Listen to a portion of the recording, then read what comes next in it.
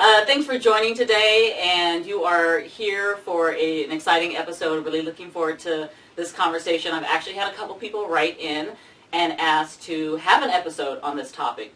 So I decided to invite the person I know who is best equipped to handle this topic and who I just love talking with, so I'll make up any excuse I can to get her to come and hang out with me. So today we're going to be talking about toxic people, more specifically how to deal with and manage toxic people in our life, because we all have experienced toxic people in our life and it can be a bit of a challenge. So we're going to really talk about not only how to deal with toxic people, but we're going to talk a little bit about just identifying who is toxic in your life and how you can go about doing that as well. Although I'm pretty sure you already have a couple names that have popped into your head as we're talking about this topic. So I want to welcome Jan Pollitt.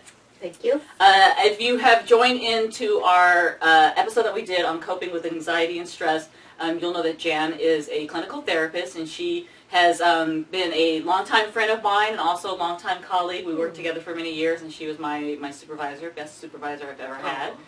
And so I really wanted to have a conversation with Jan about this because, one, I know she's fully equipped to be able to talk on this topic, but also, two, because in our workplace there was some toxicity. Yes. We had to work with some toxic people at times. Yes. So I know that for a lot of people, you not only may experience it in your personal life, but you may also experience it in your work life. Absolutely. Too, because it can really kind of happen in any type of relationship dynamic that you have. So we'll be talking a little bit about that today. Cool. So I wanted to just kind of start off by sharing that I think for me, it's really, whenever I'm working with a client who is dealing with somebody toxic, there's always that part of me who kind of reverts to my own personal experience of having to work with toxic people. And like we said, we've had to do that in the workplace. I've also had to do that just in my personal life. There's some people in my life who I've almost kind of grandfathered in because they're either family or it's a longtime friend. Yes. And we feel that need to keep these people in our lives and to kind of manage that relationship. And so I struggled with that for a long time because it doesn't feel healthy. Yes. But there's also that part of me who always thought, I can change their behavior. Mm-hmm. And the more I show up in this, the more I can help to change that behavior. And then, I lay exhausted and beat up later after the engagement. I finally had to realize that I was almost kind of becoming an enabler in that situation. Yes, absolutely. And contributing to the toxicity myself. Yeah, it's draining, and they're really an endless pit. And you think, well, if I just talk about this, or if I just give them this great piece of advice, then that will be solved. But you realize they're never really trying to solve the problem. Exactly. They're just trying to stay negative. Exactly. And you come away worn out, thinking, maybe we fixed that. But there is no fix because that's the way they want to live their lives. It's very draining. It's very exhausting, and there is that sense sometimes of obligation that, oh my gosh, this person is so needy, or this person has been my friend for so long, or this is a coworker, and a lot of times they present themselves as very needy. And as social workers, it's easy to fall into that trap. It just kind of pulls you in and sucks you in a little bit. It does, and then you're just miserable, and you realize, whoa, how come I'm so tired? How come this is draining? How come this relationship is just in no way fulfilling to me? How come it feels so one-sided? Yeah. And it's toxic people. There are no shortage of toxic people. They're everywhere, like you say, in the workplace, at home, in friendships. And I think this is a great topic because I think it's so important to learn how to manage. And I think we continue to try to learn how to manage, and we've been at this for a long time. Yeah, it's an ongoing education, and I would say I learn more every time I'm presented with, whether it's my own personal issue or if I'm helping a client with an issue. And I think one of the things I learned very early on is that it was really hard for me to understand why someone would choose to be so negative all the time, and why someone would want to stay in that space and take even positive experiences and things in their lives and turn them negative. I had a really hard time understanding why people would choose to do that. And it wasn't until I realized that met a need for them that it fulfilled this need that they had, and that became, it was like motivational. Yeah. And that was their driving force. Yeah. And so it's kind of that whole, any attention is, you know, whether it's negative or good, yeah. It's attention. Yeah. And in the same way, I think for toxic people, there is some need that's being met, whether it's to feel important or to feel powerful. Yes. That they go about it in ways that maybe others can't relate to it, but for them it makes perfect sense, yeah. And it seems so normal, and it becomes so habitual. Yes. That I don't think much of the time they can recognize it themselves. I think that's true, and it's so insidious, and it comes in different forms. Sometimes it comes in screaming and shouting, and sometimes it just comes in pervasive negativity. Mm-hmm. I'm dealing with a coworker right now who's extremely negative. She's very sweet. She has a soft voice, and so you don't realize until you're around her all the time that something's always the wrong with someone else. Yeah. You never really, you know, it took me a while to wonder, like you say, how come I come away with feeling so drained? Why do I weighted? Like you walk away from like, why am I so heavy after that? Yeah, like what happened? I had a spring in my step. I was skipping into work. I was sitting down ready for my day, and now I'm just kind of in a sad. Yeah, how did this happen? This isn't good. And especially if they don't come in real obvious forms. Mm-hmm. If they're not swearing and screaming, but just quietly, there's something wrong with everyone and everything out there. It's a complete lack of ownership. It's looking for things to find wrong. Mm-hmm. It's that I want to find things wrong, and so I'm going to look for that. Not even consciously, but I think you find what you're looking for. So if you're looking for problems, you're always going to find them. Oh, yeah. And it doesn't matter how minor it is. It's raining today. It's cloudy. My allergies are bothering me. Somebody parked in the wrong spot. You know, it's the mundaneness and the negativity that just wears you down after a while. And when they come and they're kind of sweet and needy, it is hard to not get sucked into it. You know, it's very easy to absorb that energy of another person. And we don't always go about our day thinking of how we need to protect our energy and protect where we're at and stay centered. And it's so easy to be pulled off that center by someone else's negativity. Yes. And what we don't realize is that we absorb it to a certain degree, and then when we leave that space, we take that with us.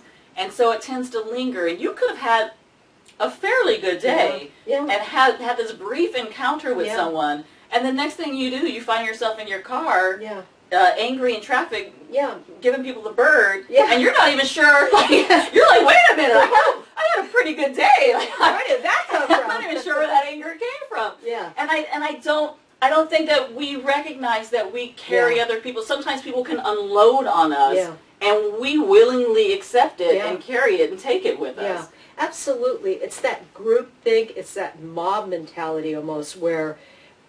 You get enough people saying, how come they're parking like that? And the next thing you know, you're in a just lather. Why are they parking? And before, you didn't care how somebody was parking. So it is very infectious, and you do have to guard against it because you are driving down the freeway, flipping the bird and going, where did that come from? I'm not even that kind of a driver. You know, and it's especially crucial in the workplace because it can so easily go from it being one person's perspective to it slowly infiltrating the group or the team, and next thing you know, you have this, you almost have this, like you said, group mentality that's really created on the premise of just one person's perception. And everybody else is kind of joined into that.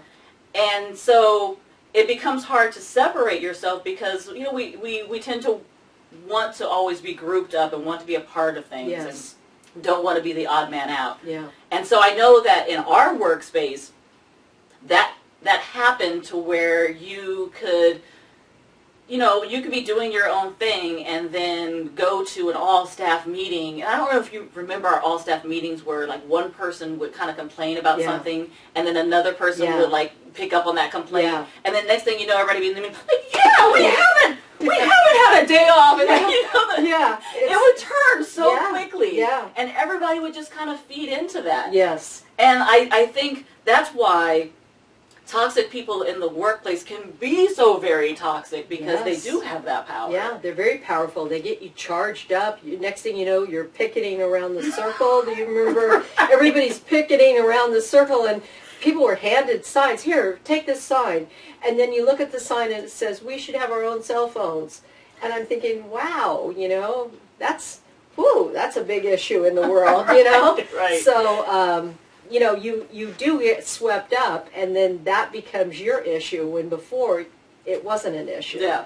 So you do have to guard against that, and especially, I think your point is so right on, that you get swept up, you want to be part of the group, you don't want to be, the odd person out, and so you do get caught up in that, and it's kind of energizing, if it's us against them, and it's, you all have a common cause. And then you look at the common cause, and sometimes it's just nonsense and minutia, and it does give you a sense of closeness.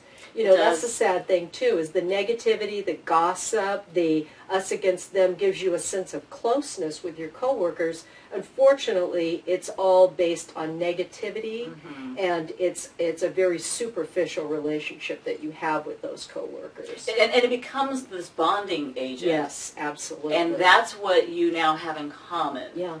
Is that negative perception of your workplace and the job that you do. And it becomes difficult to separate yourself from that and kind of go about your business and do your own work. And I know that, I've had clients that deal with that, and I've noticed it a lot when I go and do consultation work at some of the nonprofits that I go into, and I'm doing these staff developments and these trainings. And you can see someone who's really rooted in this is how we used to do things, and I don't like change. Yeah. And even though others may have been okay with change, everyone's now adverse to change. So, it really becomes so important in the workplace, and also just any relationship where you are dealing with someone who's negative, to be very clear about your boundaries. Yes. Not only know what your boundaries are, but really make sure that you're practicing in setting those boundaries with people so that you don't get pulled into it to begin with. Yes, and it's best if you can do that in the beginning, initially, but if you can't, it's better late than never. Absolutely. You can just make a decision and say, you know what, I'm not going to get into all the negativity. I'm not going to join in with all the, this isn't right, because the sad thing is that when you're in that mentality, when you've got that us against them, it's all negative, we're not being treated right, this is horrible, it's hard to ever share good things, because that's not the expectation. The expectation now is we one-up each other. Well, you can't believe what happened today, or you can't believe what they're doing now. And so if you ever said, hey, I feel really good about the work I did, that's not what people are looking for. Right. Because you've kind of trained them, and you've developed a relationship that's only on negativity and complaining. So it's hard to set a boundary, but it's never too late to set a boundary. You could always say, you can make a decision, kind of sit yourself down and say, I'm not participating in this anymore. It's draining, it's not fulfilling, it's not purposeful, it doesn't feel good, and it really just, it's just not something I want to have in my life. Yeah. We were just talking before this where, what Jan and I like to do before our episodes is fill ourselves up on some food.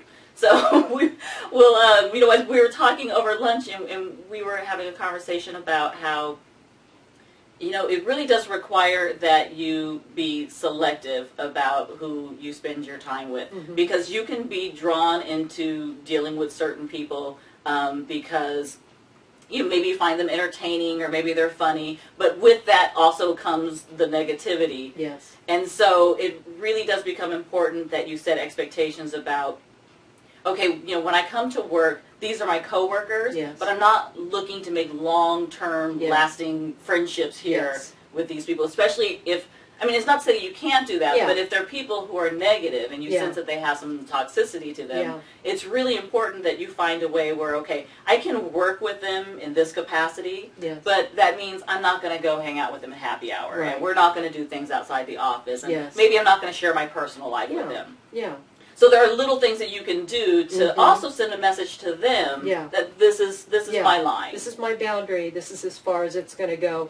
And if it just winds up being small talk and chit chat and did you see any movies over the weekend or whatever it is, if that's what you need to do to protect yourself from the negativity, that may be the relationship that you want to establish. I had a person come in, that same person who I'm kind of dealing with a little negativity. I work in a small office, so it's hard to really separate yourself too much. She's a sweetie, and I like her a lot, but she just gets into this complaining stuff. And I stopped it, and I said, I just don't feel that way. And I said it very nicely, very assertively. And I said, I just never get into that. I just don't feel that way over a certain thing. And I realized that right then I sent just a very subtle but clear and important message that I'm not going there with you. I'm not going to do this complaining stuff with you. It's not how I feel about something. It's not valuable, and it's not how we're going to establish our relationship. And she just sort of subtly got the message that if I want to sit and complain all day, I'm going to have to go to somebody else. Like Jan's not the one. I'm not it. Not open for business like here. Keep it moving. Yeah. I think too that when we engage toxic people with that kind of confrontational, you're always so negative and kind of getting into it with them, they actually seek that sometimes. Yeah. And so that can really fuel them when you come at them that way. So I love your approach in really just kind of being matter of fact and saying, you know what, I'm just choosing not to do this. Yeah, absolutely. And if you keep it about me, just like, and not, you're always negative and confronting them, it will backfire, and then you're the target, and then they've got a new focus that you're mean to them and you're this and that. But by drawing that line and just saying, I don't feel that way. Yeah. That's not been my experience. And then just try to keep it light and positive and, I saw a funny movie this weekend or whatever it is. But just keep turning the conversation away from that negativity and just say, I don't feel that way. That's not been my experience. I think that gives a message that I'm not the person for you to do this with, the negativity. And usually we'll kind of send them on their way looking for their next their next target. Yeah. I don't think she was in my office much longer. She really was on a roll and wanted to complain, and I was not a captive audience for her. And, which is what they look for somebody that they not only can they know will engage them, but I also think that toxic people seek out people who are open and receptive and kind and genuine because they know that those types will be more invested in making this work and more invested in seeing the good in them.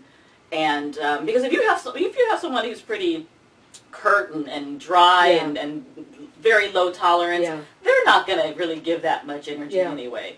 So you do tend to seek out, I think toxic people tend to seek out those who want to help, they're helpful people who are always willing to, have a shoulder for you to cry on. And you can get sucked in really quick because I love how you keep saying that this individual at work is sweet.